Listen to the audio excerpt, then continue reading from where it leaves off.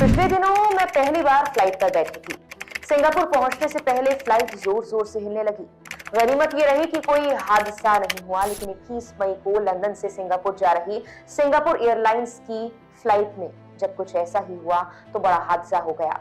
एक व्यक्ति की मौत तक हो गई, जबकि बड़ी संख्या में लोग घायल हो गए।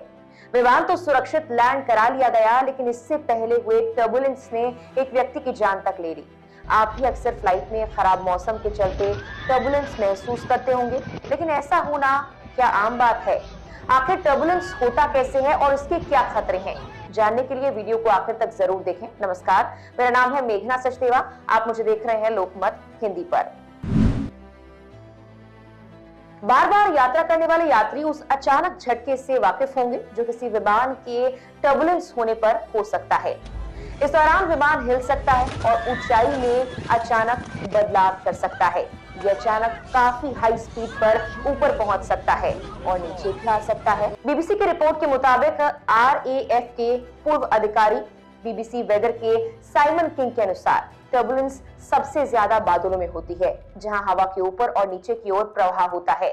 वैसे तो ये सामान्य है कि जब बादल बड़े हों और तेज हवा चल रही हो, मौसम काफी खराब हो, तो ये ज्यादा खतरनाक भी हो सकता है।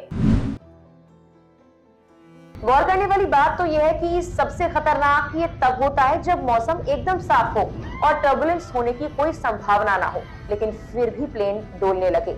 इसे साफ हवा वाली टर्बुलेंस कहा जाता है। क्विंट की रिपोर्ट के मुताबिक साफ हवा के दौरान टर्बुलेंस जेट स्ट्रीम के आसपास होती है। ज्यादा ऊंचाई पर हवा की दो स्ट्रीम जब एक दूसरे के पास अलग अलग रफ्तार से बहती हैं, तो इन्हें जेट स्ट्रीम कहा जाता है। दोनों की रफ्तार में जब बड़ा अंतर आ जाए, कहने का मतलब यह है कि एक बहुत तेज हो और दूसरी बहुत धीमे, तो वातावरण इसका दबाव संभाल नहीं पाता और जेट स्ट्रीम में फ्रिक्शन पैदा होता है।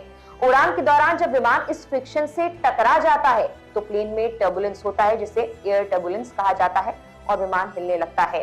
बीबीसी की रिपोर्ट कहती है कि अगर आप यूरोप से उत्तरी अमेरिका के लिए उड़ान भर रहे हैं तो इसे पूरी तरह से टालना बहुत मुश्किल है, यानी कि आपको ये फेस करना ही पड़ेगा।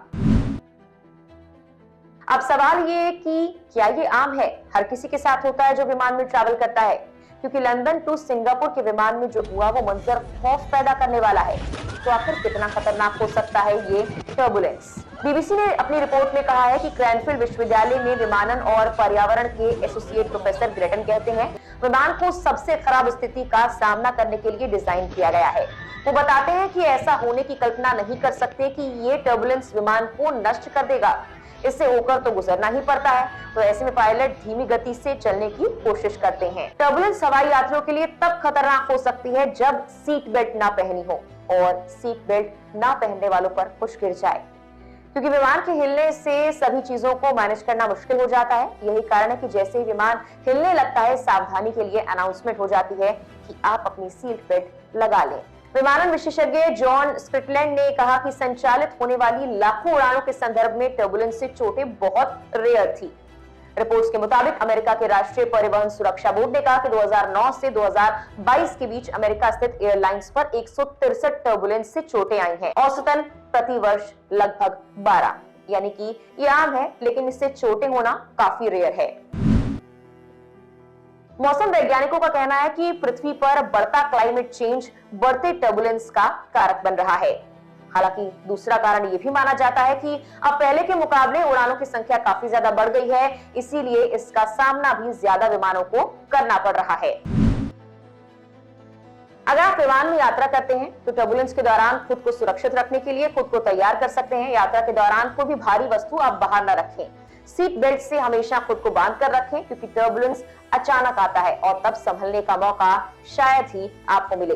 बता दें कि लंदन से सिंगापुर जा रही सिंगापुर एयरलाइंस बोइंग 777 को 21 मई मंगलवार को भयानक एयर टर्बुलेंस का सामना करना पड़ा।